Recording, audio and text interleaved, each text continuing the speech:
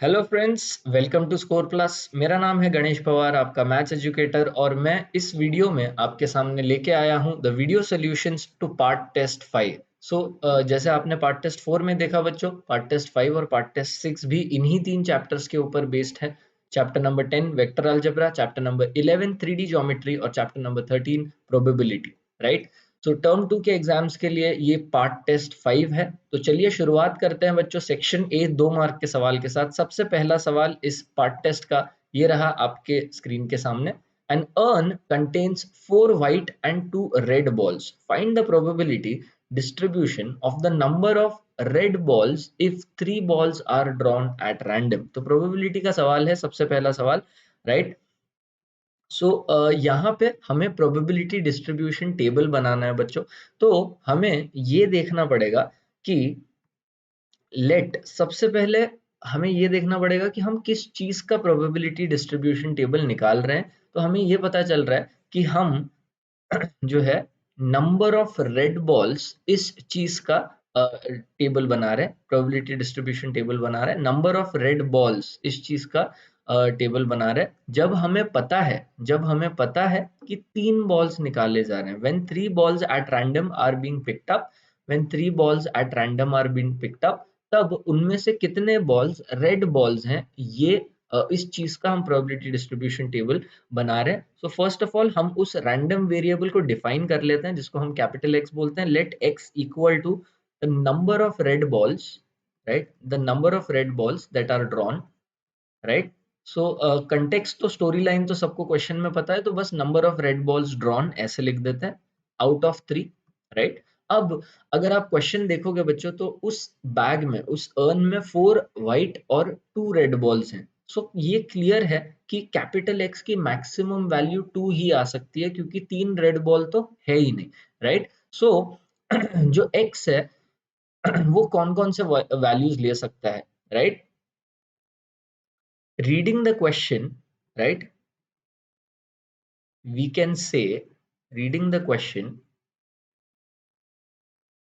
we can say that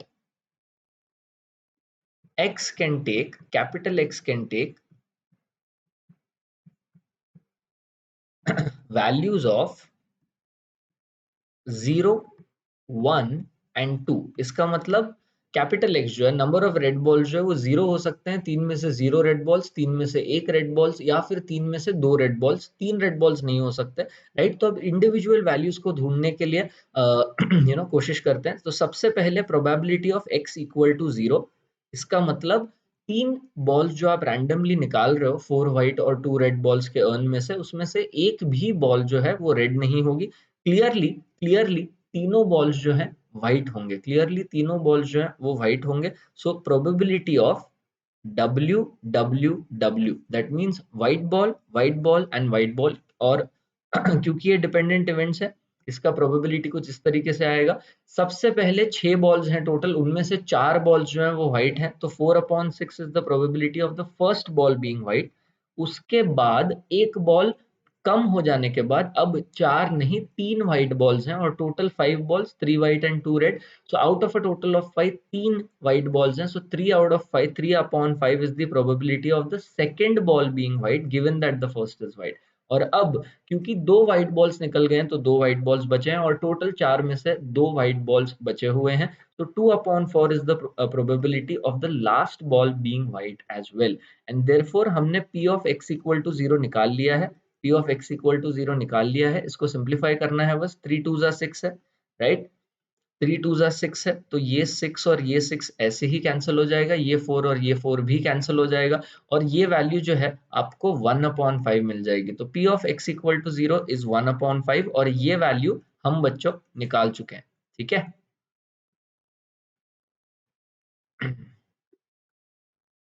p of x equal to 0 is 1/5। और अब बच्चों हम p of x equal to 1 निकालने वाले हैं। Right. p of x equal to 1 निकालने वाले हैं। इसका मतलब 3 में से एक बॉल रेड हो सकती है। तो इसके कौन से पॉसिबिलिटीज हैं। सबसे पहला पॉसिबिलिटी कि पहला बॉल रेड है और दूसरे दोनों बॉल्स व्हाइट हैं, ये हो सकता है। ये भी हो सकता है कि पहला बॉल व्हाइट है, दूसरा रेड है और तीसरा फिर से व्हाइट है। और ये भी हो सकता है कि पहला बॉल व्हाइट है, दूसरा भी व्हाइट है और तीसरा बॉल रेड है। ये तीनों केसेस पॉसिबल है बच्चों। ये तीनों केसेस में आपके पास एक रेड बॉल आएगा। तो फटाफट इन तीनों की प्रोबेबिलिटी निकाल लेते हैं।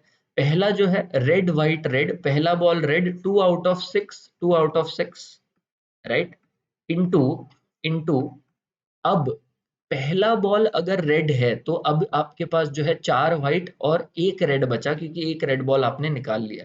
तो टोटल 5 में से 4 जो बॉल्स हैं वो व्हाइट हैं, तो 4/5 will be probability of the second ball being white given that the first is red. और अब आपके पास एक व्हाइट निकल चुका है, एक रेड निकल चुका है, तो टोटल 4 हैं और उनमें से 3 जो है वो व्हाइट है। सो 3/4। तो ये आपका पहला एंटिटी आया। प्लस अब व्हाइट रेड व्हाइट, तो पहला बॉल व्हाइट होने के लिए 4/6, फिर दूसरा बॉल रेड होने के लिए, दूसरा बॉल रेड होने के लिए 2/5, राइट। आई होप अभी आपको समझ में आ गया होगा किस तरीके से इस चीज को करना है। और पहला व्हाइट और दूसरा रेड, तो एक व्हाइट जा चुका है और एक रेड जा चुका है। अब तीसरा व्हाइट लाने के लिए 3/4, क्योंकि टोटल 4 और उनमें से 3 white, so 3/4।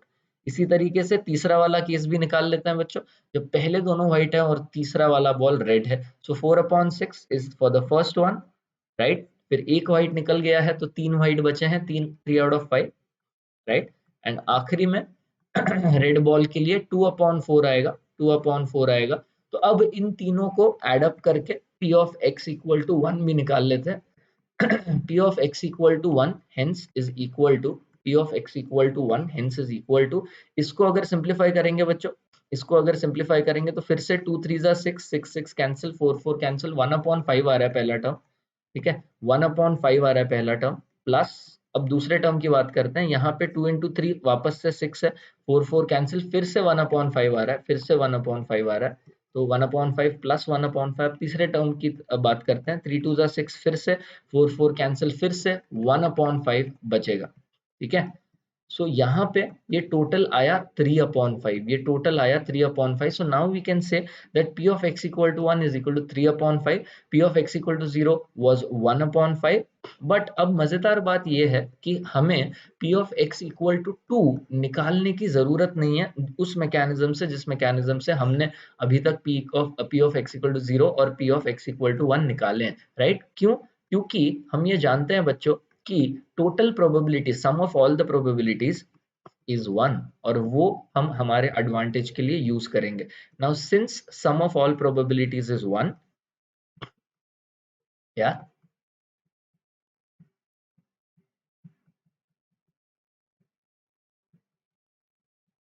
therefore p of x equal to 0 plus p of x equal to 1 plus p of x equal to 2 is equal to 1। और इस चीज को हम बहुत आसानी से अब सॉल्व कर सकते हैं, क्योंकि p of x equal to 0 आया है 1/5 और p of x equal to 1 आया हुआ है 3/5, राइट। और p of x equal to 2 जो है हमें निकालना है। ये इक्वेशन सॉल्व करके हम बहुत आसानी से ये बोल सकते हैं कि p of x equal to 2 is nothing but 1 minus 4/5 which is 1/5।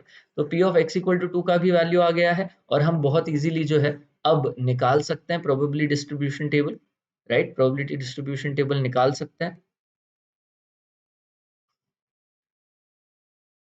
Right. Yes, इसको हम इस तरीके से निकालेंगे। और क्योंकि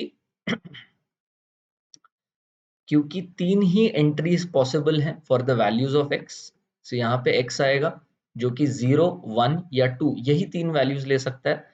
और p ऑफ x यहाँ पे ये 3 वैल्यूज हैं, p of x equal to 0 is 1/5, तो यहाँ पे 1/5, यहाँ पे 3/5, क्योंकि p of x equal to 1 is 3/5, और p of x equal to 2 is 1/5 again. So this is the probability distribution table that has been asked to us in question number 1। तो चलिए बच्चों अगले सवाल की तरफ बढ़ते हैं, क्वेश्चन नंबर 2 को देखते हैं।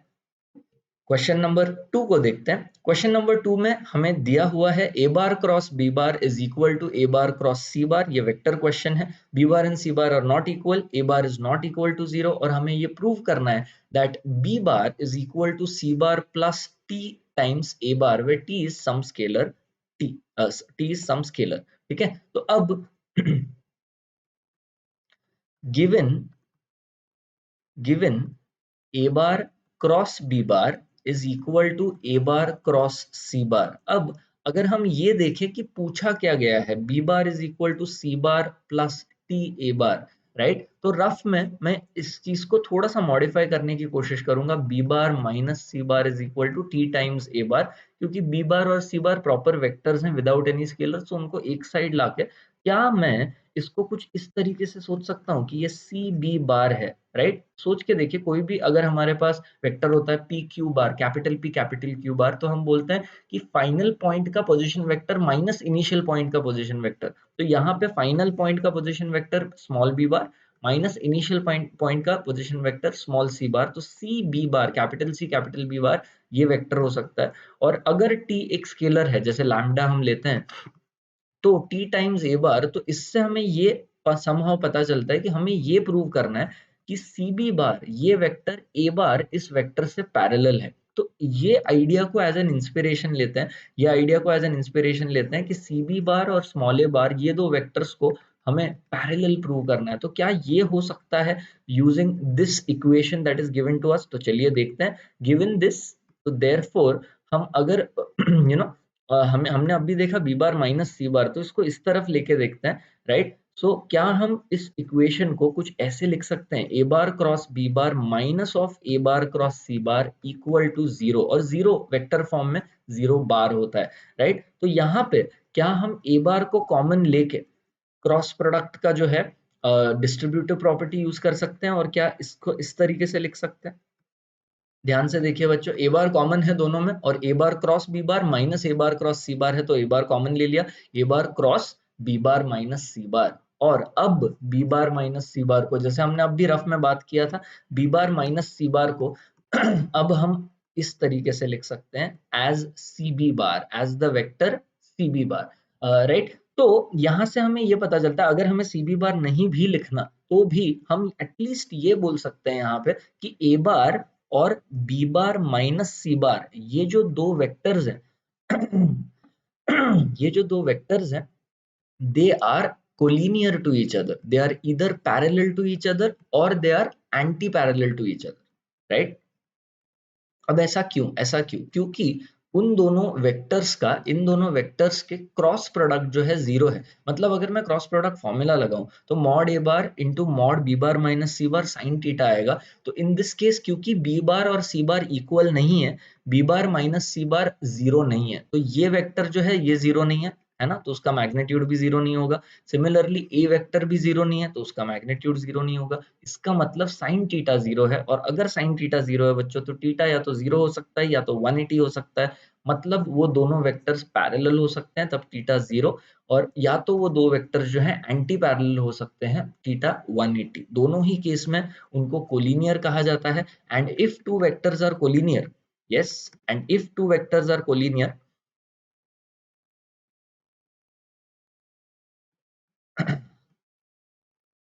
let's say p bar and q bar are collinear, we can write we can write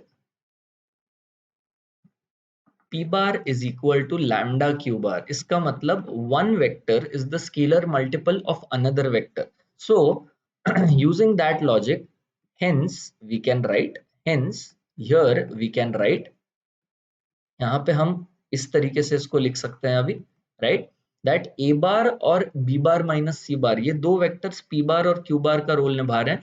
तो अगर ये दो वेक्टर्स जो हैं पी बार और क्यू बार कोलिनियर है, राइट, तो ये जो दो वेक्टर्स हैं ए बार और बी बार माइनस सी बार कोलिनियर है, मतलब पैरेलल या एंटी पैरेलल है। इसका मतलब इन दोनों वेक्टर्स के बीच का एंगल या तो जीरो है या 180 है।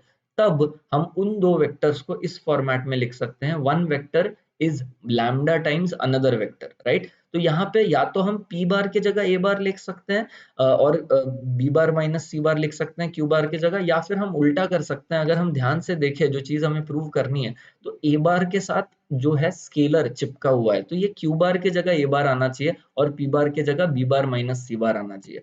तो therefore b bar minus c bar is equal to a scalar, और उस स्केलर को हम बिल्कुल सही t लेंगे क्योंकि यहाँ पे t दिया हुआ है।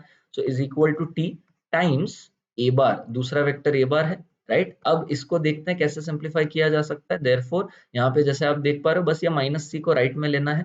Therefore B bar is equal to C bar plus T A bar, right, plus T A bar, ये माइनस सी राइट में आके B bar is equal to C bar plus T A bar and hence proved, right. तो इस तरीके से ये जो है इक्वेशन प्रूव हो चुका है। कंसेप्चुअल क्वेश्चन है, काफी अच्छा क्वेश्चन है। ये हमें दिया हुआ है, यहाँ से हमने क्रॉस प्रोडक्ट जीरो निकाल के ये बताया कि यार ये दो वेक्टर्स या तो पैरेलल या एंटी पैरेलल हो सकते हैं, मतलब कोलिनियर हो सकते हैं। और कोलिनियर वेक्टर्स के लिए हम उन दो वेक्टर्स को एक दूसरे का स्केलर मल्टीपल की तरह लिख सकते हैं। तो हमने केयरफुली ए बार को क्यू बार की जगह प्लेस किया और बी बार माइनस सी बार को पी बार की जगह प्लेस किया। उससे हमें जो इक्वेशन चाहिए था वो प्रूव हो गया। तो चलिए बच्चों आगे बढ़ते हैं, थर्ड क्वेश्चन की तरफ बढ़ते हैं। सेक्शन 2 मार्क के सवाल। Prove that if E and F are independent events, दिया गया है कि E और F independent events है, then we have to prove that E and F dash, these two are also independent events, right? So चलिए एक बार लिख लेते हैं कि क्या दिया गया है। given that E and F are independent events, ठीक है। तो अगर दो इवेंट्स इंडिपेंडेंट है बच्चों, so the basic algebraic equation that those two equations create, those two events create जब वो इंडिपेंडेंट होते हैं, right, is therefore P of E intersection F, P of E intersection F। ए और बी अगर independent events हुए तो P of A intersection B is P of A into P of B। तो similarly यहाँ पे P of E intersection F will be P of E into P of F, ठीक है। तो ये इक्वेशन आ चुका है, राइट। अब हमें बात करनी है E और F डैश के बारे में, E और F डैश के बारे में। To prove E and F dash are independent events as well, right? इसका मतलब हमें ऐसा एक सिमिलर इक्वेशन जो येलो में लिखा हुआ है वो हमें E और F डैश के बारे में चाहिए। तो hence we have to prove E and F are independent events, मतलब हमें ये प्रूव करना है that P of E या तो लिख देते हैं, right? Therefore we need to prove P of E और F के जगह अब E और F डैश आएगा बच्चों। P of E intersection F dash is equal to P of E into P of F dash, ठीक है। तो ये चीज प्रूव करनी है बच्चों। कैसे प्रूव करेंगे चलिए देखते हैं। Now since P of E is equal to P of E intersection F plus P of E intersection F dash. ये बहुत ही अमेजिंग सी चीज से हम शुरुआत करेंगे प्रॉब्लम। अगर आपको लग रहा होगा कि सर ये कैसे रियलाइज होगा, ये कहाँ से क्लिक होगा और ये क्यों सच है, तो बहुत अच्छा, इसका मतलब आपने रटा नहीं है कुछ भी, राइट। ये काफी लोग ऐसे ही रट लेते हैं, बट बहुत इजीली आप ये देख सकते हो, प्रूव कर सकते हो, और यहाँ से ये प्रॉब्लम काफी ज्यादा आसान हो जाएगा बच्चों। तो एक बार देखते हैं किस तरीके से, राइट।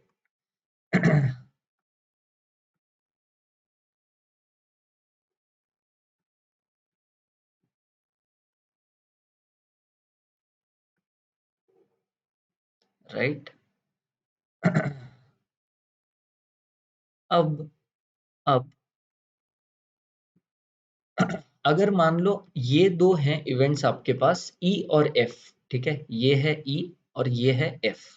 अब सोच के देखिए, ये ध्यान से सोच के देखिए कि क्या ये E इंटरसेक्शन F नहीं है, ये E इंटरसेक्शन F नहीं है, राइट। अब ये सोच के देखिए कि E इंटरसेक्शन F डैश कहाँ पे है, ये सोच के देखिए कि E इंटरसेक्शन F डैश कहाँ पे है, ठीक है। तो E इंटरसेक्शन F डैश मतलब वो एरिया जो E और F डैश के साथ कॉमन है। अब F dash is everything outside F, तो ये सर्कल के बाहर जो भी है वो F डैश है। तो ये सर्कल के बाहर जो भी है ना, वो एरिया में और E में क्या कॉमन है, और E में क्या कॉमन है, आपको दिखाई देगा कि वो एरिया ये वाला एरिया है, राइट। तो क्या हम ये देख सकते हैं कि ये जो पिंक कलर्ड एरिया और जो व्हाइट कलर्ड एरिया दोनों मिला के ई दे रहा है, पूरा इवेंट ई दे रहा है। तो कहना है वेरी सेफली नाउ से, right, that P of E is nothing but P of E intersection F plus P of E intersection F dash, right? So let's call this equation 1, right? Let's call this equation 1, right? Now dividing equation 1, सोच के देखिए, ये अगला step भी काफी natural लगेगा, काफी natural लगेगा. Now dividing equation 1 by probability of E, P of E से हम डिवाइड कर रहे हैं. ध्यान से इस इक्वेशन को देखिए, आपको पता चलेगा क्यों हम पी ऑफ ई से डिवाइड कर रहे हैं. क्योंकि लेफ्ट हैंड साइड पे, एक साइड पे आपको P of E upon P of E 1 आएगा, और P of E intersection F upon P of E आएगा, जहां पे आप ये वाला इक्वेशन यूज कर सकते हैं, राइट? तो यहाँ पे इस इक्वेशन को एक्चुअली हम इक्वेशन 2 लिख देते हैं, इस इक्वेशन को इक्वेशन 2 लिख देते हैं. यहाँ पे इसको इक्वेशन 1 कहते हैं, राइट? तो यहाँ पे भी ये इक्वेशन 2 आएगा, इक्वेशन 2 आएगा. So we are dividing equation 2 by P of E, and once we do that, what do we get? Therefore P of E upon P of E, P of E upon P of E equal to, दूसरे तरफ आएगा P of E intersection F upon P of E, right? Split हो रहा है दोनों element से. P of E intersection F plus P of intersection F dash upon P of E है, तो स्प्लिट हो रहा है this upon P of E plus this upon P of E plus P of E intersection F dash plus P of E. अब बच्चों यहाँ पे हम लोग यूज करेंगे using equation 1, using equation 1, right? ये वाला इक्वेशन जहां पे हम P of E intersection F को सब्सटीट्यूट करेंगे as P of E into P of F. तो यहाँ पे हम सब्सटीट्यूट करेंगे P of E into P of F. So left hand side पे तो 1 आ रहा है, P of E upon P of E. यहाँ पे आएगा P of E intersection P of F upon P of E plus P of E intersection F dash upon P of E. ठीक है, अब यहाँ पे थोड़ा सा सिंप्लीफिकेशन होगा, ध्यान से देखना. पी ऑफ ई और पी ऑफ ई कैंसिल होगा, और लेफ्ट हैंड साइड पे आपको मिलेगा 1 minus P of F, interesting turn, equal to right hand side पे रहेगा P of E intersection F dash upon P of E. अब क्योंकि हम जानते हैं कि कॉम्प्लीमेंट्री इवेंट्स जो हैं, 1 minus P of F is P of dash, P of F dash, so therefore P of F dash equal to P of E intersection F dash upon P of E. ये cross multiply होके यहाँ पे आ जाएगा और हमें देगा P of F dash into P of E is equal to P of E intersection F dash. So ध्यान से देखिए, हमने ये प्रूव कर दिया है that P of E intersection F dash is P of E into P of F dash, which is exactly what we wanted to prove that E and F dash are independent events. So therefore, hence proved that E and F dash are independent events. तो बढ़िया सवाल, right? बढ़िया सवाल. ये सारे proof जो है आपके टेक्स्ट बुक में दिए हुए हैं, बट आई होप आपको लॉजिकली कैसे सोचना है, कैसे प्रेजेंट करना है, ये पता चल गया होगा. तो चलिए बच्चों आगे बढ़ते हैं. थर्ड क्वेश्चन का ही एक सब पार्ट है, एक चॉइस है, उसको सॉल्व करते हैं. 2 dice are thrown, find the probability of getting an odd number on the first die and a multiple 3 on the second die. ठीक है, सो शुरू करते हैं इवेंट्स को लिस्ट करना, right? Let A be the event of getting an odd number, right? Of getting an odd number on the dice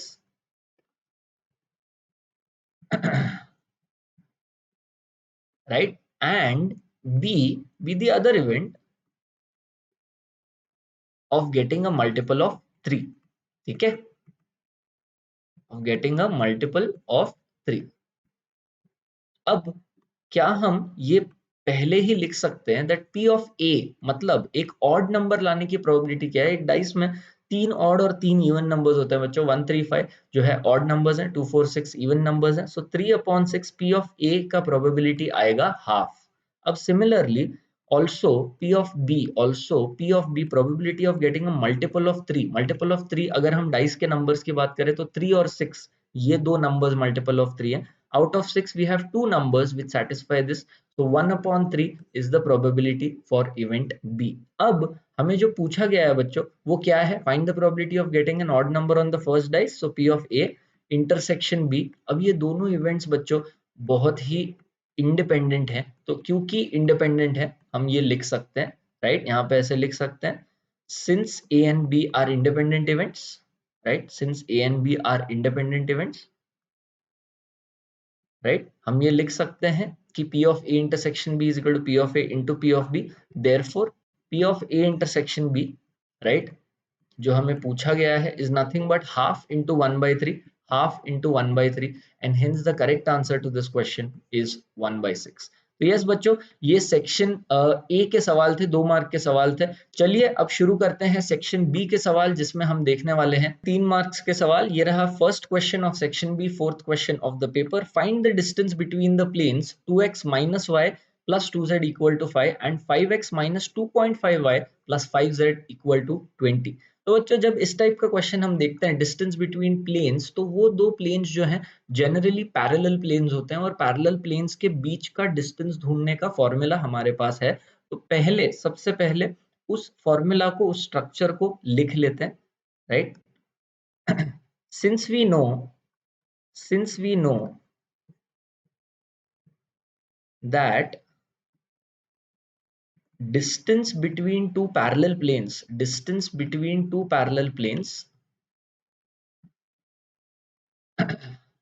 वो दोनों parallel planes को हम लिख कैसे रहे हैं वो बहुत ज्यादा इंपॉर्टेंट है बच्चों।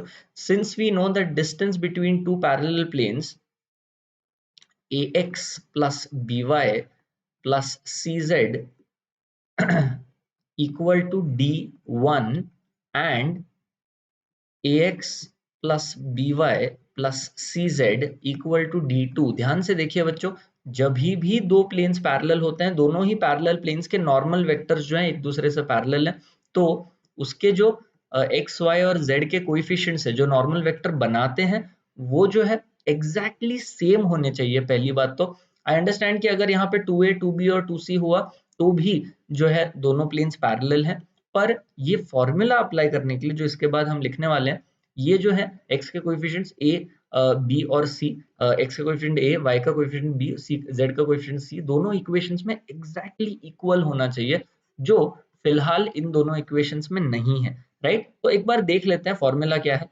Since we know that distance between these two parallel planes, right, small d is the distance, is nothing but d1 minus d2, right, इस चीज का modulus divided by root of a square plus b square plus c square.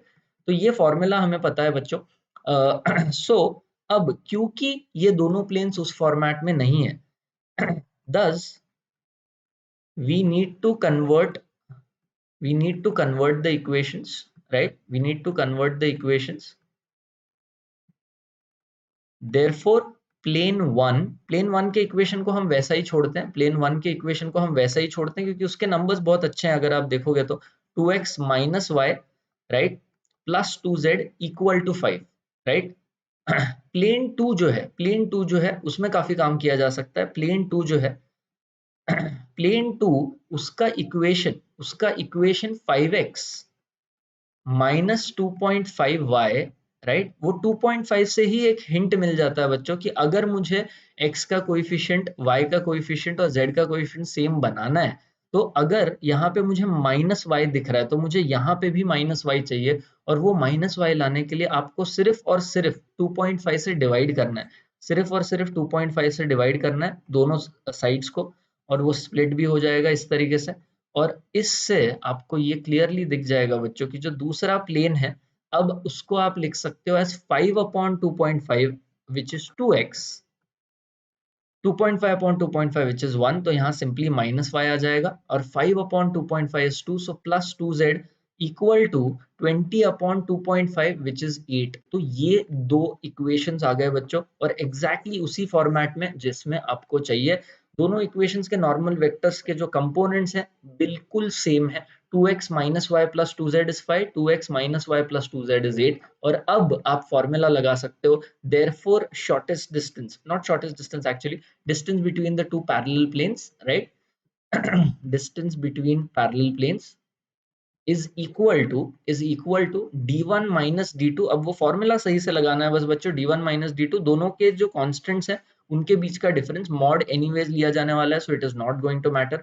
5 minus 8 mod upon root of a square plus b square plus c square, और जो है 2 minus 1 और 2 दोनों ही equations में, so root of 2 square plus -1 the whole square plus 2 square. एक बार वापस देख लेते हैं, 2 -1 और 2। अब बस इसको सॉल्व करना है।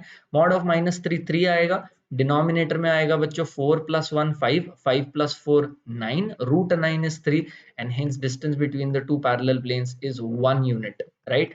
तो ये आपका फाइनल आंसर आएगा बच्चों, ये आपका फाइनल आंसर आएगा इस सवाल के लिए।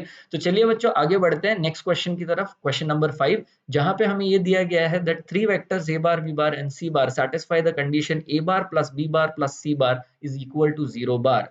Evaluate the quantity, find the quantity mu is equal to a bar dot b bar plus b bar dot c bar plus c bar dot a bar if the magnitudes of these three vectors individually is given to us. Mod A bar हमें दिया गया है 3, mod B bar हमें दिया गया है 4 और mod c बार हमें दिया गया है 2, राइट। तो बच्चों जब भी इस टाइप का इक्वेशन आपको दिया जाता है और डॉट प्रोडक्ट और मॉड ये सारी चीजों से डील करना पड़ता है, तब the best thing is to take self dot product. जब भी कॉम्प्लिकेटेड इक्वेशन मिलता है आपको, तब आपको सेल्फ डॉट प्रोडक्ट लेना चाहिए, right. So given that mod A bar is equal to 3, ये इंफॉर्मेशन पहले आप अपने आंसर शीट में लिख लेंगे। Mod B bar is equal to 4 and mod c bar equal to 2, ये बाद में यूज की जाएगी, right. Also since a bar plus b bar plus c bar is 0, ये इक्वेशन हमें दिया गया है, right, 0 bar, therefore magnitude of a bar plus b bar plus c bar is also equal to 0, 0 बार का magnitude 0 होगा। और अब इस स्टेज पे हम दोनों साइड्स को स्क्वायर करेंगे so that we can involve self dot product. तो squaring both the sides, squaring both the sides, right. यहाँ पे हमें मिलेगा magnitude of a bar plus b bar plus c bar the whole square equal to 0 square which is 0। और ये हम इसीलिए कर रहे हैं ताकि सेल्फ डॉट प्रोडक्ट को इन्वॉल्व कर सकें, क्योंकि हम जानते हैं बच्चों that magnitude of a bar square is a bar dot a bar। तो ये हम लिखेंगे सिंस दिस इज हैपनिंग, ये चीज यहाँ पे आएगी, right. Therefore A bar plus B bar plus C bar, तो यहाँ पे ए बार के जगह पे ए bar plus B bar plus C bar है, तो ये वेक्टर सेल्फ डॉट प्रोडक्ट होने वाला है बच्चों, राइट। राइट हैंड साइड पे 0 है। अब हम इस चीज को एक्सपांड करेंगे, अब हम इस चीज को एक्सपांड करेंगे, A bar dot A bar, A bar dot A bar, right, ये आपका पहला टर्म आएगा, A bar dot B bar, right, A bar dot B bar. या फॉर्मूला अगर जानते हैं तो डायरेक्टली भी लिख सकते हैं, कोई भी प्रॉब्लम नहीं है, राइट। ए बार डॉट सी बार, उसके बाद आएगा B bar dot A bar, B bar dot A bar, right, plus B bar dot B bar भी आएगा, एक्सपांड करेंगे तभी, right, plus B bar dot सी बार भी आएगा, और आखिरी में C dot A, C dot B और सी डॉट सी आएगा। तो उनको लिख लेते हैं, C bar dot A bar plus C bar dot B bar plus C bar dot C bar equal to 0, right. और अब सिंप्लीफाई करेंगे बच्चों, क्योंकि हम जानते हैं formulas, A bar dot A bar self dot product mod A bar square, right. इसी तरीके से B bar dot B bar है यहाँ पे, so mod B bar square, और इसी तरीके से सी बार डॉट सी बार है तो मॉड सी बार स्क्वायर। तो ये तीन चीजें हम लिख सकते हैं अलग से, क्योंकि इनके वैल्यूज हमें पता है। So this is done, this is done and this is done. अब ध्यान से देखिए, ए डॉट बी और बी डॉट ए है, मतलब पहली बात तो डॉट प्रोडक्ट कम्यूटेटिव होता है, तो बी डॉट ए को हम ए डॉट बी लिख सकते हैं। तो ये भी ए बार डॉट बी बार है और ये भी ए बार डॉट बी बार है, तो क्यों ना हम उनको लिखे +2 टाइम्स ए बार डॉट बी बार। अब ध्यान से देखिए, धीरे धीरे करके हम उस एक्सप्रेशन की तरफ बढ़ रहे हैं जो हमें ढूंढना है। ए बार डॉट बी बार का एक कंपोनेंट आ चुका है, अब बी डॉट सी। सिमिलरली आप ध्यान से देखेंगे तो बी डॉट सी और सी डॉट बी मिलके 2 टाइम्स बी बार डॉट सी बार देंगे, right. So A dot B और बी डॉट सी दोनों चीजें आ चुकी हैं। तीसरा चीज सी डॉट ए, तो यहाँ पे ए डॉट सी है और यहाँ पे सी डॉट ए है, दोनों मिला के 2 times c dot a equal to 0, right. अब इस इक्वेशन को हम फर्दर लिख सकते हैं, देयरफॉर वैल्यूज यूज करेंगे बच्चों हम मॉड ए, मॉड बी और मॉड सी का। तो 3 4 और 2, 3 4 और 2, सो 3 square plus 4 square plus 2 square plus 2 common लेंगे बच्चों। अब हम 2 कॉमन लेंगे, क्योंकि 2 कॉमन लेने के बाद जो अंदर बचता है वही चीज है जो हमें पूछी गई है, a dot b plus b dot c plus c dot a. ध्यान से देखिएगा, राइट। सो अब हमारा ऑब्जेक्टिव, हमारा टारगेट क्लियर हो चुका है, सारे बाकी के वैल्यूज प्लग इन हो चुके हैं। अब हमें बस lock in load and get the answer. 3 square is 9, 4 square is 16, 2 square is 4, 9 plus 16 25, 25 plus 4 29 है, तो 29 plus 2 times दिस एक्सप्रेशन जो हमें ढूंढना है, right, which is a bar dot b bar plus b bar dot c bar plus c bar dot a bar। ठीक है, तो 29 दूसरे तरफ जाएगा, 29 दूसरे तरफ जाएगा, a bar dot b bar plus b bar dot c bar plus c bar dot a bar equal to 29 दूसरे तरफ जाएगा, माइनस 29 बन जाएगा और 2 नीचे आ जाएगा, and hence the correct answer to this question is minus 29 upon 2, right. So बहुत ही अच्छा क्वेश्चन। सेल्फ डॉट प्रोडक्ट का कंसेप्ट अगर आपका क्लियर नहीं था तो हो जाना चाहिए अभी, क्योंकि ये टिपिकल प्रॉब्लम है सेल्फ डॉट प्रोडक्ट के ऊपर बच्चों, जहाँ पे इस तरीके का थोड़ा सा लेंदी इरिटेटिंग सा इक्वेशन दिया जाता है, मैग्नीट्यूड को इन्वॉल्व करो, स्क्वायर करो और फिर सेल्फ डॉट प्रोडक्ट करके काफी सारे टर्म्स लेके आओ, connecting what has been asked and what has been given to us in the problem. तो चलिए बच्चों आगे बढ़ते हैं सिक्स्थ क्वेश्चन की तरफ, सेक्शन बी का ये तीसरा सवाल है, what is the coordinate of the foot of the perpendicular drawn from the point P which has coordinates 2, 5, 7 on the x axis, also find the distance of P from the x axis। तो ये बच्चों vector algebra का सवाल है, but काफी basic foundation सवाल है, जहां पे आपको चीजें थोड़ा सा विजुअलाइज करनी है। तो फटाफट इस सिचुएशन को, इस ज्योमेट्रिकल स्टोरी को पोर्ट्रे करने की कोशिश करते हैं 3D स्पेस में एक्स वाई जेड एक्सिस को यूज करके, राइट। तो सबसे पहले मैं यहाँ पे एक्स एक्सिस बनाने की कोशिश करता हूँ, राइट। अब एक्स एक्सिस मान लो ये एक्स एक्सिस है, यहाँ पे हम लोग वाई एक्सिस बनाने का कोशिश करेंगे, वाई एक्सिस बनाने की कोशिश करेंगे। मैंने एक्स एक्सिस ऑरेंज में निकाला है, वाई एक्सिस जो है ग्रीन में निकाला है। अब आपका जो जेड एक्सिस है उसको निकालते हैं रेड कलर में, राइट। तो हमारे पास जो है एक्स वाई और जेड एक्सिस आ गए हैं, ये आपका एक्स एक्सिस है, ये आपका वाई एक्सिस है और ये बच्चों आपका जेड एक्सिस है। अब अगर आप ध्यान से सोचें तो ये जो पॉइंट है 2, 5, 7 उसका रफ पोजिशनिंग समझने की कोशिश करते हैं। Two coordinates on the 2 units on the x axis पे 2 यूनिट्स, ठीक है, फिर वाई एक्सिस पे 5 यूनिट्स और फिर जेड एक्सिस पे 7 यूनिट्स, इस तरीके से कुछ, राइट। एक्स एक्सिस पे 2 यूनिट्स, वाई एक्सिस के मतलब वाई से पैरेलल, वाई से पैरेलल 5 यूनिट्स और फिर यहाँ से ऊपर 7 यूनिट्स कहीं यहाँ पे। तो जो पॉइंट है रफली कहीं यहाँ पे है, राइट, रफली कहीं यहाँ पे है, तो उसको यहाँ पे कहीं ड्रॉ करते हैं पॉइंट P एज 2, 5, 7, ठीक है। अब सवाल की तरफ ध्यान देते हैं, सवाल की तरफ ध्यान देते हैं, राइट। और यहाँ लिख भी देते हैं following the diagram, following the diagram, right. हमें पूछा गया है what is the coordinate of the foot of the perpendicular drawn from the point P on to the x axis. तो ये पॉइंट से अगर मैं एक्स एक्सिस पे एक परपेंडिकुलर ड्रॉ करूं, अगर मैं एक्स एक्सिस पे एक परपेंडिकुलर ड्रॉ करूं, तो परपेंडिकुलर ड्रॉ करने की कोशिश करते हैं, एक मिनट, राइट। यहां से अगर हम एक्स एक्सिस पे परपेंडिकुलर ड्रॉप करेंगे, ध्यान से देखने की कोशिश करिए, 3D स्पेस है तो थोड़ा सा जो है थोड़ा सा मुश्किल होगा, बट अगर आप देखेंगे इस पॉइंट से अगर आप एक्स एक्सिस पे परपेंडिकुलर ड्रॉप करना चाहते हैं तो वो इसी तरीके से हो सकता है। अगर मैं इस पॉइंट से ऐसे ड्रॉप करने जाऊंगा तो परपेंडिकुलर नहीं आएगा, ऐसे ड्रॉप करने जाऊंगा परपेंडिकुलर नहीं आएगा, सिर्फ ऐसे ही स्ट्रेट हेड ऑन जब जाएगा तब ये एंगल जो है 90 डिग्रीज आने वाला है, राइट। और ये जो पॉइंट है जहां पे पॉइंट P का परपेंडिकुलर जो है एक्स एक्सिस पे हिट कर रहा है, let's say that's point A, clearly दिख रहा है बच्चों कि वहां पे ये पॉइंट जो है सिर्फ 2 यूनिट्स चला है ओरिजिन से, y और z पे कोई भी मूवमेंट नहीं हो रही है, तो उसके कोऑर्डिनेट्स 2, 0, 0 है। So following the diagram perpendicular dropped on the x axis, perpendicular dropped on the x axis, right, has coordinates, right, 2, 0, 0, right, 2, 0, 0।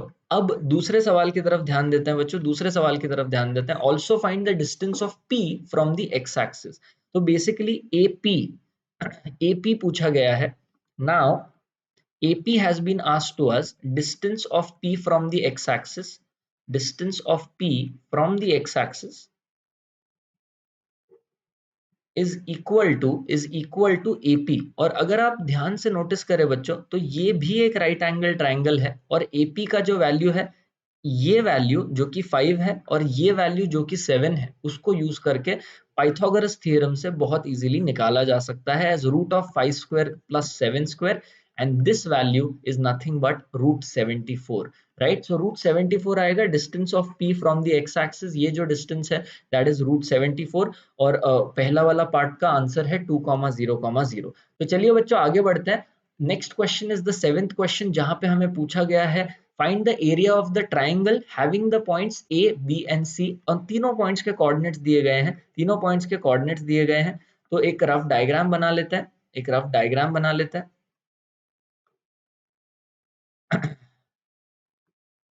Right, अब हमें यहाँ पे पॉइंट ए, पॉइंट बी और पॉइंट सी, ठीक है, point A, point B, point C, आप इसको इस तरीके से भी लिख सकते हैं जस्ट फॉर कन्वीनियंस, क्योंकि मैं पॉइंट ए के रिस्पेक्ट में आपको ये दिखाने वाला हूं कि अगर आपके पास ए बी बार, ठीक है, और आपके पास AC बार, ये दोनों अगर वेक्टर्स आपके पास अवेलेबल हैं तो आप इस ट्राइंगल का एरिया बहुत आसानी से निकाल सकते हैं using the formula, right. Area of the triangle, area of a triangle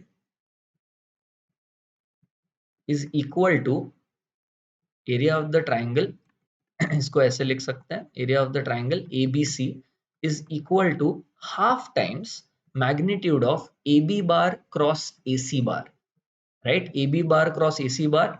तो अगर हमारे पास ए बी बार और ए सी बार है तो हम उनका क्रॉस प्रोडक्ट निकाल के बहुत इजीली ये फॉर्मूला अप्लाई करके जो है एरिया ऑफ ट्राइंगल निकाल सकते हैं ना। मजे की बात यह है कि हमारे पास ए बी बार और ए सी बार डायरेक्टली नहीं है, बट हम जरूर निकाल सकते हैं क्योंकि हमारे पास तीनों पॉइंट्स के कोऑर्डिनेट्स हैं। तो चलिए देर किस बात की, फटाफट अप्लाई करते हैं और ये वेक्टर्स निकाल लेते हैं, right. So A B bar is equal to final point का position vector minus initial point का position vector, so B bar minus A bar, so that is equal to 1 minus 1 0 I cap, right. या तो हम वो लिख सकते हैं पूरी तरीके से A B bar, therefore A B bar is equal to i cap plus 2j cap plus 3k cap minus i cap plus j cap plus k cap, right. So therefore A B bar is equal to AB bar is equal to I cap minus I cap, तो 0 I cap, 2J cap minus J cap is plus 1J cap, 3K cap minus K cap is plus 2K cap। तो ये बच्चों आपका AB बार का value हुआ। अब निकालते हैं AC बार का value. So AC bar is equal to C bar minus A bar. Same process follow करने वाले हैं बच्चों, सेम प्रोसेस फॉलो करने वाले हैं। So therefore AC bar is C bar का position vector which is 2I cap plus 3J cap plus 1K cap minus of A bar का position vector, A point A का position vector which is I J and K, right. तो ये simplify करने के बाद हमें मिलेगा A C bar is equal to 2 minus 1 is I cap, 3 minus 1 is plus 2 J cap and के minus के इज 0 के कैप, राइट। सो यहाँ पे हमें दोनों वेक्टर्स मिल चुके हैं and therefore we can now move on to finding the area. Therefore area is equal to but area ढूंढने से पहले हमें ए B bar cross A C बार ढूंढना पड़ेगा। ए B bar cross A C बार ढूंढना पड़ेगा, that is nothing but I J and के, आई J and के, ठीक है, आई जे एंड के। अब यहाँ पे ए बी बार क्या है, A B bar cross 0 1 and 2, सो यहाँ पे आएगा 0 1 एंड 2। और ए सी बार क्या है 1 2 एंड 0, 1 2 एंड 0, राइट। तो ये बस हमें अभी निकालना है, राइट। तो क्या आएगा 0 माइनस 4, सो माइनस 4 आई कैप, जे का component 0 minus 2 minus of minus 2 plus 2 J cap, interesting. और के का क्या आएगा 0 माइनस 1 माइनस के कैप, ठीक है।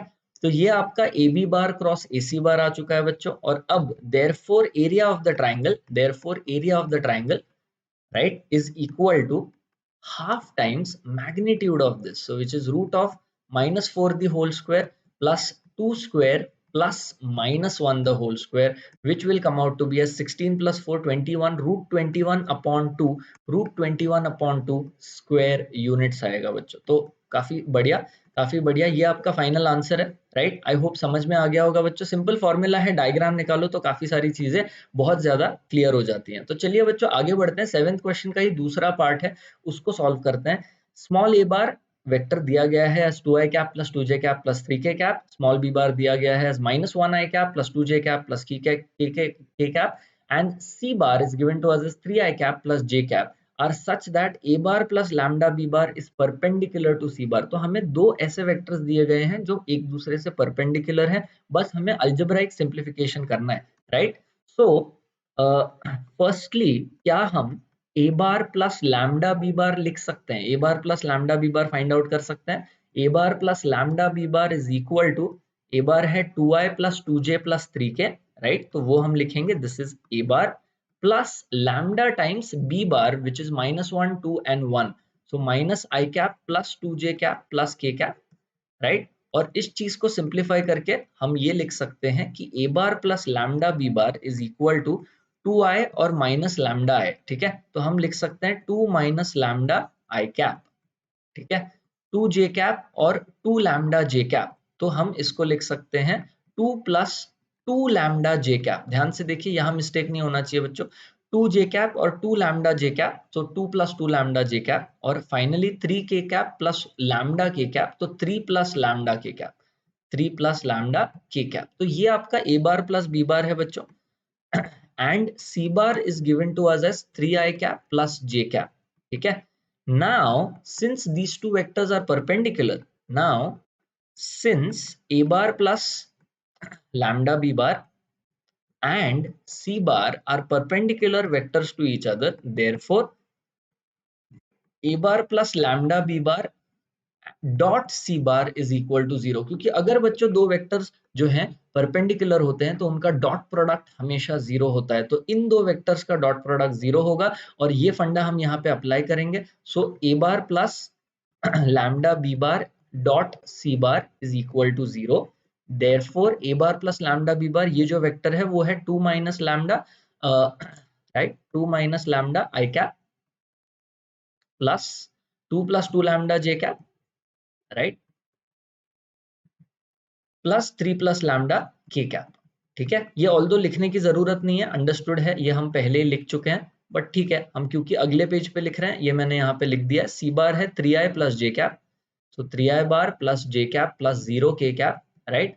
Now this is equal to 0, और डॉट प्रोडक्ट कैसे करते हैं बच्चों हम लोग, a1 into a2 plus b1 into b2 plus c1 into c2, so therefore 2 minus lambda into 3, right, plus 2 plus 2 lambda into 1 plus 3 plus lambda into 0, और इस equation को सॉल्व करके बच्चों हमें निकालनी है वैल्यू, राइट, हमें निकालनी है वैल्यू लैम्डा की। So 6 minus 3 lambda plus 2 lambda equal to 0, क्योंकि 3 प्लस लैम्डा इंटू 0 तो 0 आने वाला है। So 8 minus lambda equal to 0, and therefore we have cracked the value of lambda as 8, right. तो क्वेश्चन में बच्चों हमें लैम्डा ही पूछा है, find the value of lambda, जो निकल के आ गया है एज 8। तो यस बच्चों, शुरुआत करते हैं सेक्शन सी की, जहां पे हम 4 मार्क्स के क्वेश्चंस देखेंगे, और ये रहा पहला क्वेश्चन सेक्शन सी का आपके स्क्रीन के सामने, 8th question of the paper. Section C के सवालों में मैंने सॉल्यूशंस बनाए हुए हैं, सो आप यहाँ पे देख सकते हैं। सबसे पहले क्वेश्चन पढ़ते हैं, find the vector equation of the plane passing through the intersection of planes r bar dot I cap plus j cap plus k cap equal to 6 and r bar dot 2 I cap plus 3 j cap plus 4 k cap equal to -5 and the point 1, 1, 1। तो ध्यान से question को समझने की कोशिश करते हैं। हमें एक प्लेन का वेक्टर इक्वेशन चाहिए, और वो प्लेन जो है दो प्लेन्स के लाइन ऑफ इंटरसेक्शन से पास करता है। तो अगर बच्चों हमें दो प्लेन्स के लाइन ऑफ इंटरसेक्शन से पास करने वाला एक तीसरा प्लेन चाहिए, तो ये फैमिली ऑफ प्लेन्स का सवाल हुआ। और इस तरीके की सिचुएशन में जहां पे दो प्लेन्स एक दूसरे से इंटरसेक्ट कर रहे हैं, ठीक है, जहां पे दो प्लेन्स एक दूसरे से इंटरसेक्ट कर रहे हैं, राइट, समथिंग लाइक दिस, ये आपका पहला प्लेन हुआ, और मान लो ये आपका दूसरा प्लेन है, ठीक है। तो ये दो प्लेन्स जो है एक पर्टिकुलर लाइन में इंटरसेक्ट कर रहे हैं, और अगर इस लाइन से पास करने वाले बहुत सारे प्लेन्स हो सकते हैं, तो अगर इस पर्टिकुलर लाइन से पास करने वाले प्लेन्स है तो उसका equation p1 plus lambda p2 equal to 0 इस तरीके से लिखा जाता है, जहां पे पहला प्लेन जो है उसका इक्वेशन है p1 इक्वल टू 0, दूसरा प्लेन जो है उसका इक्वेशन है p2 इक्वल टू 0। तो उस फॉर्मेट में प्लेन्स के इक्वेशन लाना बहुत जरूरी है। जो ओरिजिनल दो प्लेन्स यहाँ पे दिए हुए हैं उनको हमें लाना पड़ेगा उस फॉर्मेट में P1 इक्वल टू 0 और P2 इक्वल टू 0। फिर उसके बाद हम ये कह सकते हैं कि इन दोनों प्लेन्स के लाइन ऑफ इंटरसेक्शन से पास करने वाला जो प्लेन है उसका इक्वेशन है P1 plus lambda P2 equal to 0। और हमने यहाँ पे नीचे वही किया है बच्चों, राइट, यहाँ पे हमने नीचे वही किया हुआ है। सबसे पहले इस प्लेन के इक्वेशन को हम P1 इक्वल टू 0 के फॉर्म में लाए हैं, उसके लिए सिर्फ 6 को लेफ्ट में लेना है। तो r bar dot I cap plus J cap plus के कैप माइनस 6 इक्वल टू 0, ये आपका पहला प्लेन का इक्वेशन है, P1 इक्वल टू 0 है। सिमिलरली आप यहाँ पे जो है -5 लेफ्ट में लेंगे, तो r bar dot 2i cap plus 3j cap plus 4k cap plus 5 equal to 0, ये आपका दूसरा प्लेन का इक्वेशन हो गया। और जो प्लेन की हम बात कर रहे हैं, जो प्लेन की इक्वेशन को हम ढूंढ रहे हैं, वो इन दोनों प्लेन्स के लाइन ऑफ इंटरसेक्शन से पास हो रही है, तो उसका इक्वेशन होगा P1 plus lambda P2 equal to 0। तो ये ऐसे का ऐसा हमने लिख दिया है, P1 plus lambda times P2, तो ये ऐसे का ऐसा यहाँ पे लिख दिया, ठीक है। अब ये जो प्लेन है वो प्लेन का इक्वेशन हम ढूंढ रहे हैं, बट ऐसे कई प्लेन्स हो सकते हैं जो इस व्हाइट लाइन से पास कर रहे हैं, बट ऐसा एक ही प्लेन हो सकता है जो इस व्हाइट लाइन से तो पास कर ही रहा है, पर 1,1,1 से भी पास कर रहा है। अब क्योंकि क्योंकि 1,1,1 हमारे डिजायर्ड प्लेन से पास कर रहा है, तो 1,1,1 ये जो पॉइंट है उसका करस्पॉन्डिंग पोजीशन वेक्टर जो आई कैप प्लस जे कैप प्लस के कैप होगा, 1 आई कैप प्लस 1 जे कैप प्लस 1 के कैप, वो जो है आर बार के जगह खुद को पोजीशन कर सकता है, खुद को सब्सटीट्यूट कर सकता है, क्योंकि 1,1,1 lies on the plane, it will satisfy the equation of the plane. तो उस पॉइंट का corresponding position vector i cap plus J cap plus के कैप जो है आर बार के जगह पे अपने आप को फिट कर सकता है, और वही हमने यहाँ पे किया है।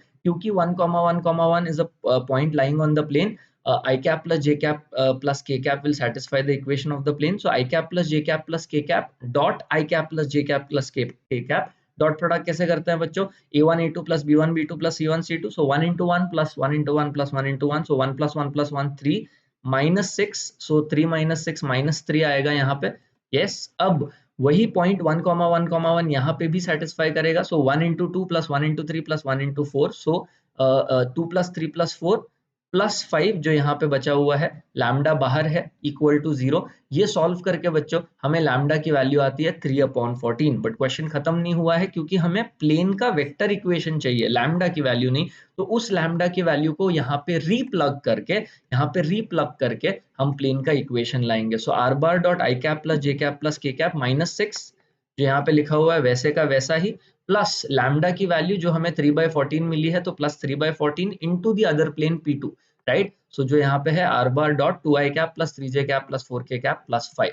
अब यहाँ से हम इसको एक्सपांड कर सकते हैं 14 LCM लेके, इसके बाद तो पूरा सिंप्लीफिकेशन है बच्चों। तो 14 times R bar dot I cap plus J cap plus के cap plus 14 times -6 which is -84, so plus 3 times r bar dot 2i cap plus 3j cap plus 4k cap plus 3 into 5 which is 15 equal to 0, -84 plus 15 is -69, right hand side में लेके जाके plus 69, और ये term को जो है हमने are bar common लेने के बाद are bar dot 14 I cap plus 6 I cap is 20 I cap, 14 j cap plus 9 j cap is 23 j cap, and 14 k cap plus 12 k cap is 26 k cap, और ये आपका final equation आएगा बच्चों required plane का।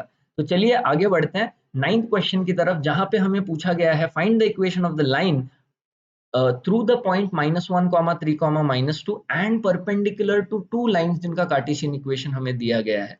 तो सबसे पहले इस बारे में डिस्कस करते हैं कि अगर हमें एक लाइन का इक्वेशन चाहिए तो हमें क्या दो चीजें चाहिए। हमें एक तो फिक्स्ड पॉइंट चाहिए उस लाइन पे, राइट, जनरली जिसको हम कैपिटल ए बोलते हैं, जनरली जिसका पोजीशन वेक्टर को हम स्मॉल ए बार बोलते हैं, या तो उसके कोऑर्डिनेट जो है x1 y1 z1, और वो पॉइंट हमें दिया गया है यहाँ पे एज -1, 3, -2। तो बेसिकली फिक्स्ड पॉइंट हमारे पास है।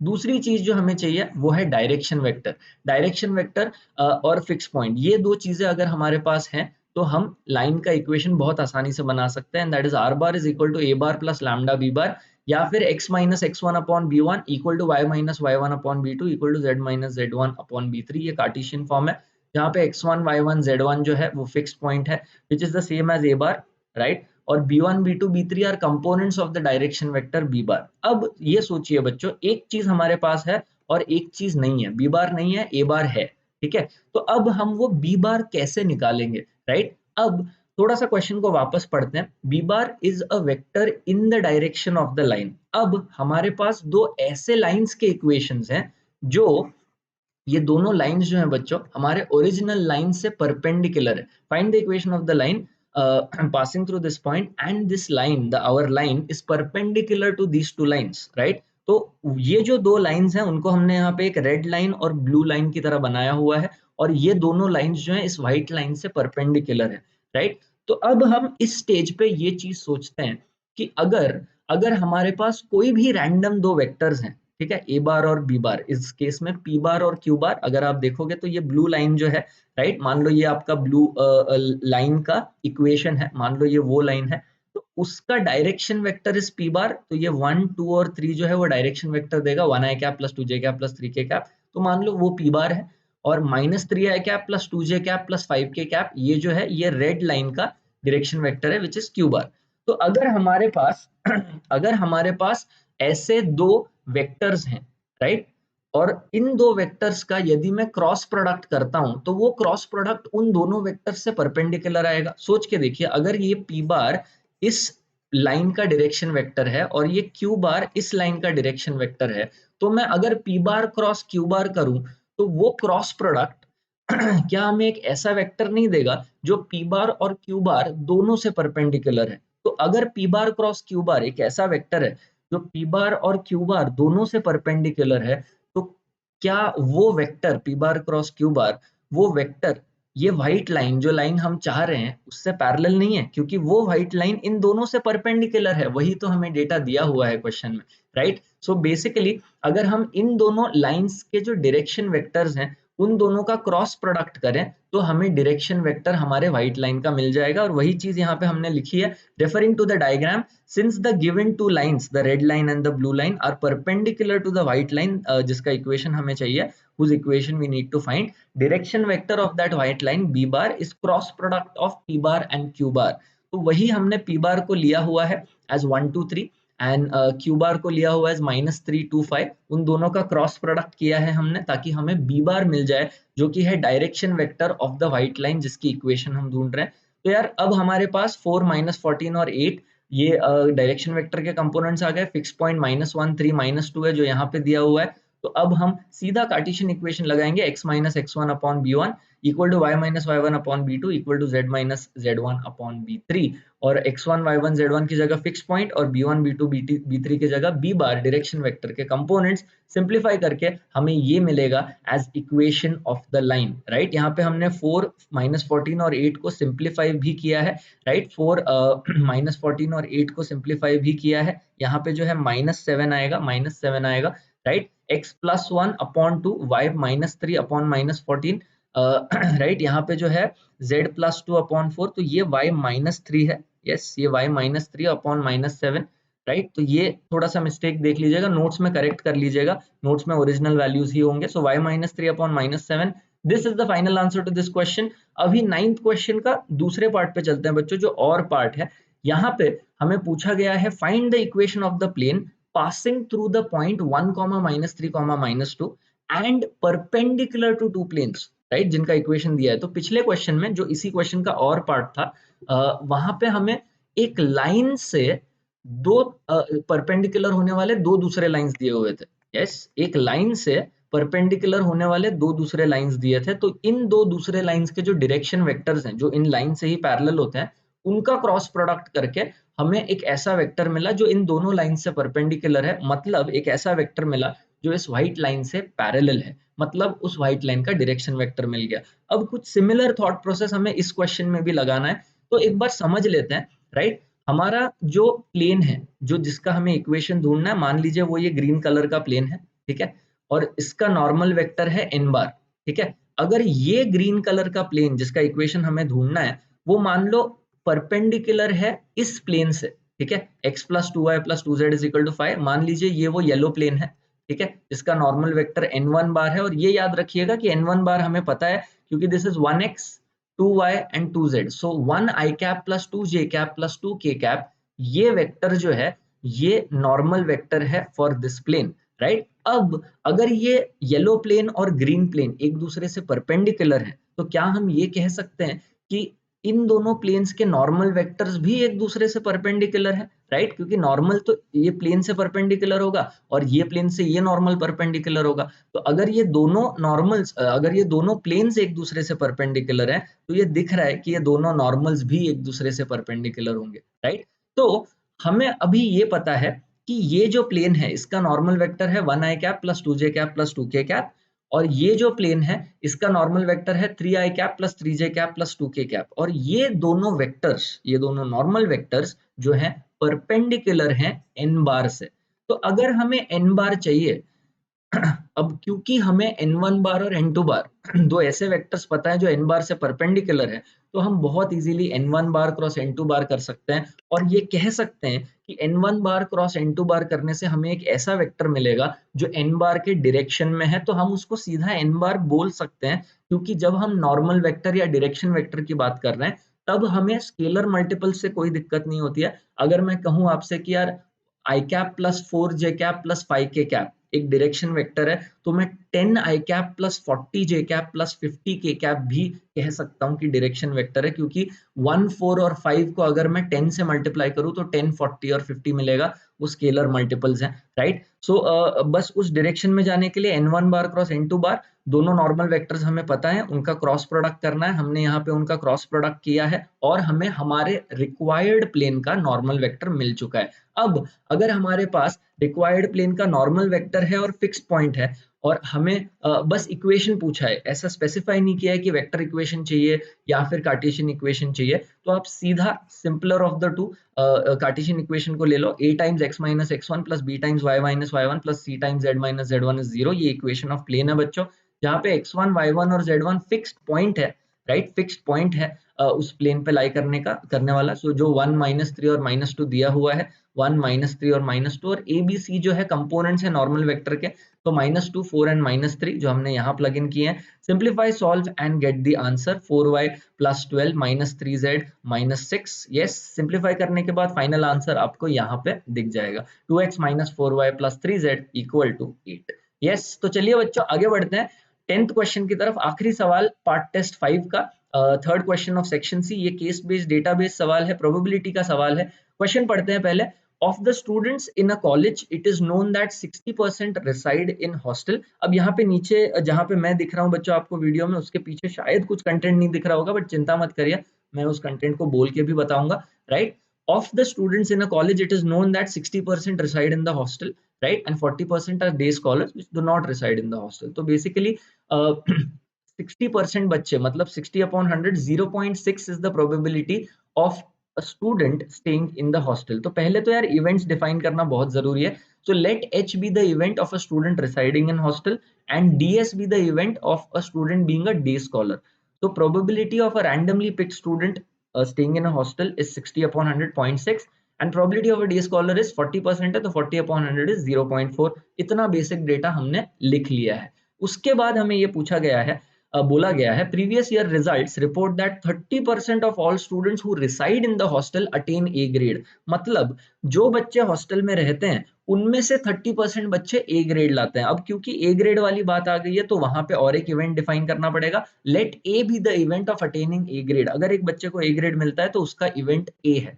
तो अगर हमें ये पता है कि हॉस्टल में रहने वाले बच्चे जो हैं 30% बच्चे ए ग्रेड लाते हैं, तो क्या हम उसको प्रोबेबिलिटी के टर्म्स में ऐसे लिख सकते हैं, probability of a student getting grade A given that the student lives in the hostel is 30%, so 30/100 is 0.3, and similarly 20% of day scholars attain A grade, that means probability of getting an A grade given that you are a day scholar is 20/100 and that's 0.2, right? तो ये data हमने extract कर लिया है बच्चों, yes, यहाँ पे और वहां पे। अब सवाल पे आते हैं। पहला सवाल जो पूछा गया है वो ये है, at the end of the year one student is chosen at random from the college, what is the probability that he has a grade ए। ठीक है, तो ए ग्रेड मिला है, इसकी प्रोबेबिलिटी क्या है? तो ये टोटल प्रोबेबिलिटी का सवाल है बच्चों। तो probability of A grade, grade A is equal to probability of a student staying in hostel and getting a grade A plus probability of a student being a day scholar and getting a grade A. तो ये total probability है, वापस बता रहा हूँ बच्चों। तो इसका वैल्यू हुआ probability of H into probability of A upon H. ये अब कैसे आया? ये आप इस तरीके से निकाल सकते हैं, probability of A upon H is equal to probability of A intersection H upon probability of H। ये कंडीशनल प्रोबेबिलिटी का फॉर्मूला है बच्चों, जो आपको पता ही होगा। जो भी डिनोमिनेटर में है वो टोटल सैंपल स्पेस बन जाता है। तो P of H given that कि बच्चा हॉस्टल में रह रहा है, and what is the probability that the student has scored a grade A, so probability of A intersection H numerator में अपॉन P of H नीचे। तो अब इसको आप यहाँ पे लेके जाओ तो आपको दिखाई देगा कि P of H into P of A upon H, this is equal to P of A intersection H, जिसको हम लिख सकते हैं P of H intersection A। So ये आ गया P of H intersection A is same as P of H into P of A upon H, right? तो इस idea को यूज करके जो है हमने इसको ये लिखा, ये टोटल प्रोबेबिलिटी रूल ही है, P of day scholar into P of grade A given that he is a day scholar. अब ये चारों वैल्यूज आपको पता है बच्चों, P of H और P of DS आपने यहाँ पे निकाल लिया है 0.6 and 0.4। P of A upon H मतलब probability of getting a grade A given that the student is a hostelier, वो भी हमने निकाल लिया। probability of getting a grade A given that the student is a day scholar, वो भी निकाल लिया है। चारों वैल्यूज हमने प्लग इन किए हैं, simplify solve and we get 0.26 as the probability that a student randomly picked has grade A. So 26% of the students overall are actually getting grade A। तो आइए इसके बाद दूसरे सवाल पे चलते हैं। दूसरा सवाल आपको ये पूछता है, one student is chosen at random from the college, and he has a grade A। तो अब हमें बोला गया है कि ग्रेड ए है। तो जनरली बच्चों ये टाइप के सवाल में प्रोबेबिलिटी में ये दो सब पार्ट्स होंगे। पहला सब पार्ट आपका होगा टोटल प्रोबेबिलिटी रूल, जो हमने कर लिया, और दूसरा सब पार्ट जो होगा बच्चों वो बेस थ्योरम पे होगा, जो यहाँ पे हमें पूछा जा रहा है, जहाँ पे हमें बताया गया है कि रैंडमली पिक स्टूडेंट जो है उसका ग्रेड ए है। अब ये क्या प्रोबेबिलिटी है कि वो हॉस्टेलियर है, ये क्या प्रोबेबिलिटी है कि वो हॉस्टल में रहता है। तो आइए उसको फ्रेम करने की कोशिश करते हैं। probability that the student stays in the hostel given that he has scored grade A। तो हमें पता है कि ग्रेड A है, तब बताइए कि हॉस्टल में रहने की प्रोबेबिलिटी क्या है। तो कंडीशनल प्रोबेबिलिटी बेसिक लगाएंगे तो P of H intersection A ऊपर अपॉन P of A।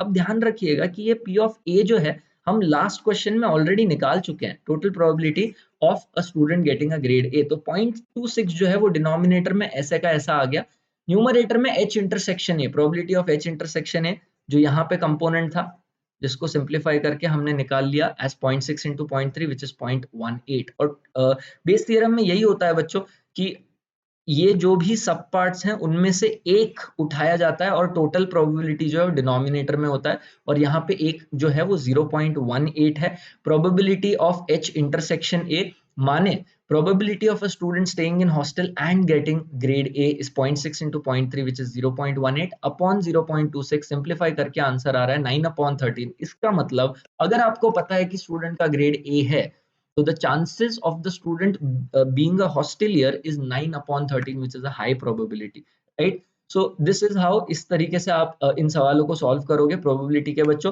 तो यहीं पे पार्ट टेस्ट 5 खत्म होता है बच्चों। होपफुली आपको मजा आया होगा, काफी कुछ सीखने मिला होगा, राइट? तो चलिए अगले वीडियो में मिलते हैं पार्ट टेस्ट 6 के वीडियो सॉल्यूशंस में। तब तक के लिए tata bye bye, take care and best of luck, see you soon.